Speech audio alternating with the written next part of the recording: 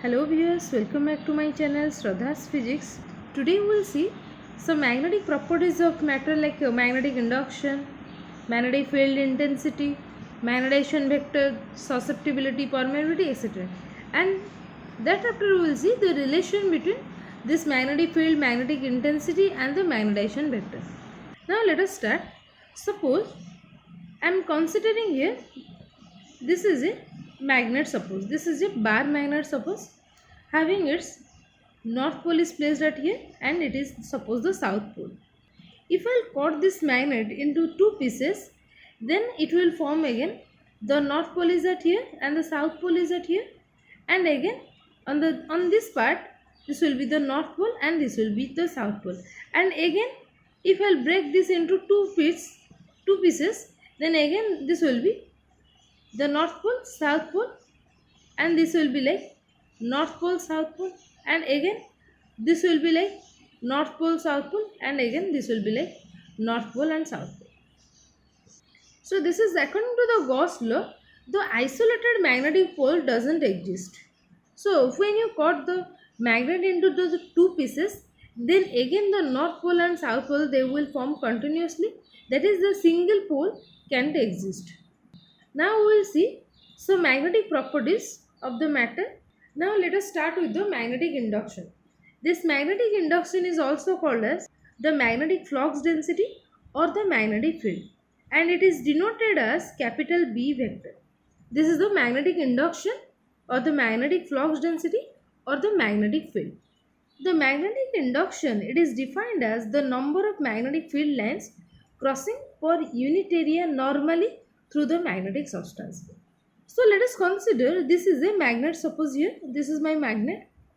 If I place this magnet or the magnetic substance, this is suppose a any magnetic substance. Suppose it is placed in a, this is my external magnetic field. Then what will happen to this magnetic substance?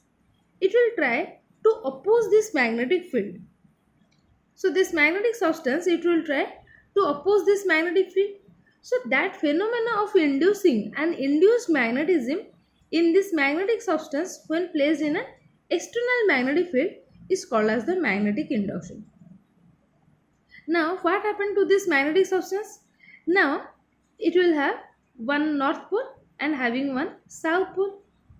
That is, we can say that the lines, the magnetic field lines here, this magnetic field lines, where it is entering through this magnetic substance, it will behave like a south pole, and where the field lines are leaving from this magnetic substance, these are called as the north pole. This is your north pole where the magnetic field lines are leaving the magnetic substance, and this is called the south pole because here the field lines are entering through this magnetic substance. So basically I can say that as per its name, that is magnetic induction. So when you will give an external magnetic field to a magnetic substance, it will just try to oppose that field, or you can say that it will try to induce the magnetic field. So that phenomena of inducing an induced magnetism in a magnetic substance when placed in an external magnetic field is called as the magnetic induction. Okay. So the SI unit of the magnetic field intensity or the magnetic induction is the Tesla, and the CGS unit of B is Gauss, and 1 Tesla equal to 10 power 4 Gauss. Now we will see what is magnetic intensity. So the magnetic intensity, it is defined as the degree up to which a magnetic field can magnetize a substance. So these are basically some definition. So now here in the case of magnetic intensity, it is the degree up to which a magnetic substance can be magnetized. The degree up to which a magnetic field can magnetize a substance is known as the magnetic intensity. Suppose let us consider a toroidal solenoid. Toroidal solenoid means this is suppose a toroid, and toroidal solenoid means this is a coil. This is just like a coil. It is wound over this solenoid. This is called the toroidal solenoid. Suppose here in this case the magnetic field intensity is H. So this H will be equal to small n into I. This small n is nothing but the number of turns per unit length. This is the number of turns per unit length. Small n is the number of turns per unit length, and I is the current through the solenoid. The current through the solenoid is I. So this H equal to Ni is the magnetic field intensity, and the magnetic induction B can be written as B equal to mu naught into Ni in case of toroidal solenoid, where this mu naught represents the absolute permeability of the free space. So here this H equal to Ni, if I will put this value Ni equal to H, so this B will be equal to mu naught into H.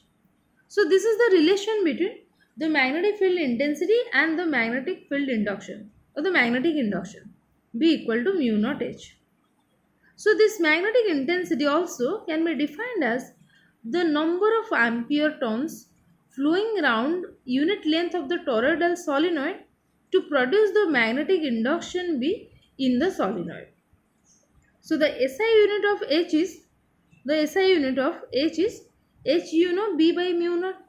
The unit of B in SI is Tesla, divided by the unit of mu naught is Weber ampere inverse into meter inverse. Now if I convert this Weber to Tesla, then this will be equal to, here this Tesla divided by Tesla meter, this is Tesla meter square, this Weber equal to Tesla meter square into here ampere meter inverse. So 1 meter square with the meter inverse get cancelled, so this will be like meter, this will be meter inverse. Sorry, this is Tesla is this, sorry, Weber is, yes, right, this is Tesla into meter because Weber is Tesla into meter square. Yes, and here this ampere meter inverse, let me write it clearly so that this is your ampere into meter inverse. Now you can see that this will be Tesla into meter square into meter minus 1, this will be meter. So this is Tesla meter into ampere inverse. Tesla get cancelled. This will be ampere into meter inverse. So basically the unit of H is, that is the magnetic intensity, is ampere meter inverse. And in CGS unit of H is oersted, and this oersted is nothing but 1 Gauss divided by mu naught. This 1 oersted equal to 80 ampere into meter inverse. As in case of this magnetic induction, 1 Tesla equal to 10 power 4 Gauss. This is the important relation, 1 Tesla equal to 10 power 4 Gauss. Similarly, 1 oersted equal to 80 ampere into meter inverse. Now we will see the magnetization vector, that is M, or the magnetic, this is also known as the magnetic moment density vector. Magnetization vector is also known as magnetic moment density vector. This is denoted by capital M. The magnetic dipole moment developed per unit volume of the substance when subjected to a uniform magnetic field is known as the magnetization vector, or the intensity of the magnetization. So this is basically, we can write it as this M equal to the dipole moment Pm divided by the total volume V. This is the ratio between the dipole moment with the volume, or this is defined as the magnetic dipole moment developed per unit volume of the substance when subjected to a uniform magnetic field. So this Pm, we know the dipole moment equal to the pole strength into the length of the substance. So this will be, in place of the dipole moment Pm, if I will put M into L, this M into L, so this will Pm equal to ml divided by the volume will be area into the length. So this is ml divided by Al, L get cancelled, so this will be M divided by A. So this can also be defined as the pole strength per unit area. This magnetization vector also can be defined as the pole strength per area. And the SI unit of M is similar as that of the H, that is the magnetic intensity, and its unit is ampere meter inverse. Okay. This is the magnetization vector, or also known as the intensity of magnetization, or the magnetic moment density vector. Now we will see magnetic susceptibility. This magnetic susceptibility is generally represented as, this is your chi. If the substance is placed in the magnetic field, that is magnetic field is H of a solenoid, then the magnetization vector, that is M, is developed in the substance such that M is directly proportional to H. If the substance is placed in the magnetic field of a solenoid, then the magnetization vector is W. So we can say that M is directly proportional to H, or we can write M equal to some proportionality constant chi into H, or this can be written as chi equal to M divided by H, M vector divided by H vector. So this chi is defined as the ratio of the magnetization vector to the magnetic intensity. This susceptibility is the ratio of the magnetization vector to the magnetic intensity. So this susceptibility determines how easily a substance can be magnetized. So this is the physical significance of the susceptibility. So this magnetic susceptibility determines how easily a substance can be magnetized. And this susceptibility has no units and dimensions. Since M and H has same unit, so the chi has no units and dimensions. Now we will see the magnetic permeability. The magnetic permeability it is specially denoted as mu. This is the symbol of mu. This is the magnetic permeability. It is defined as the ratio of the magnetic induction B to the magnetic intensity H. That is mu equal to B by H. Here you can distinguish between the susceptibility and the permeability. In case of your susceptibility, chi equal to M by H. Chi equal to magnetization vector divided by the H magnetic intensity. But in case of the permeability, mu equal to B magnetic induction divided by the magnetic intensity. From this relation you can, this chi equal to M by H and mu equal to B by H, you can calculate the relation between chi and mu. Now the SI unit of mu is Henry meter inverse. The SI unit of the permeability is Henry meter inverse. As you know, this Henry is the unit of inductance. So a material with a higher permeability can thought of storing more magnetic energy. So this is basically magnetic susceptibility and magnetic permeability. Now we will see the relation between B, H and M. Before that, I'll tell you about the relative permeability. Let me tell you first. The relative permeability, it is denoted as mu subscript R. Okay, this is mu R. It is the ratio between the permeability mu of a given material to that of the vacuum, that is in mu 0. This mu R is represented as mu divided by mu naught.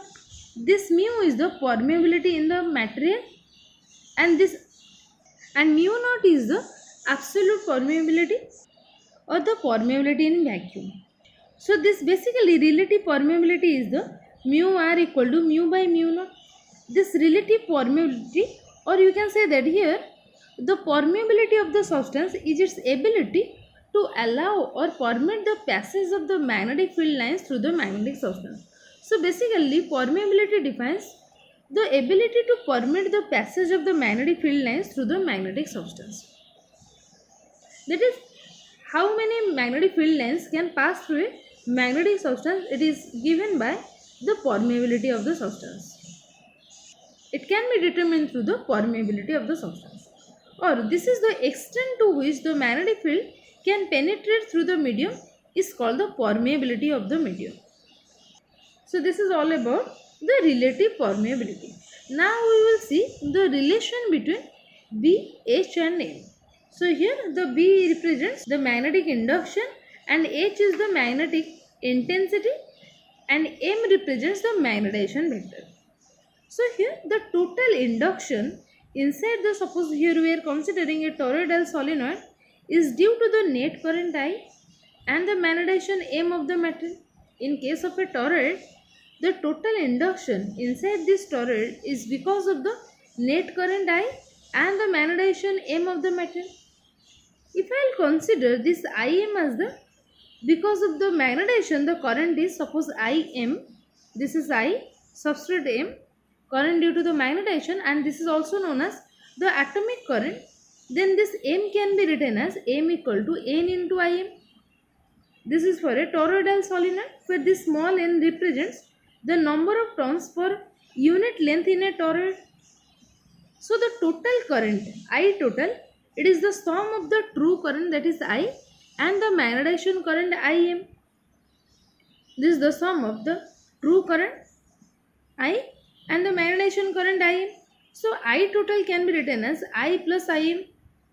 So the total magnetic induction in the toroid is B equal to, you know the relation, mu naught n into I total, B equal to mu into n into I total. This n is the number of turns per unit length, small n is the number of turns per unit length, and in the place of I total I can put the total current. This total current equal to true current plus magnetization current, that is Im. So mu naught n into I plus Im. Now I can multiply this n inside the bracket, or I can open the bracket. If I multiply this, here is mu naught. If I multiply this n inside, this will be Ni plus n into Im. This Ni is nothing but the H, magnetic intensity. So here I can write this B will be equal to mu naught into, in place of Ni I can write H, and this Nim is nothing but M, that is magnetization vector. So here I can write the M. So here this B equal to mu naught H plus M, mu naught whole into H plus M. So this is the relation between B, H and M. So this is all for today. If you have any doubt, can ask me in the comment section. If you like the video, hit the like button, share and subscribe to my channel. Thank you.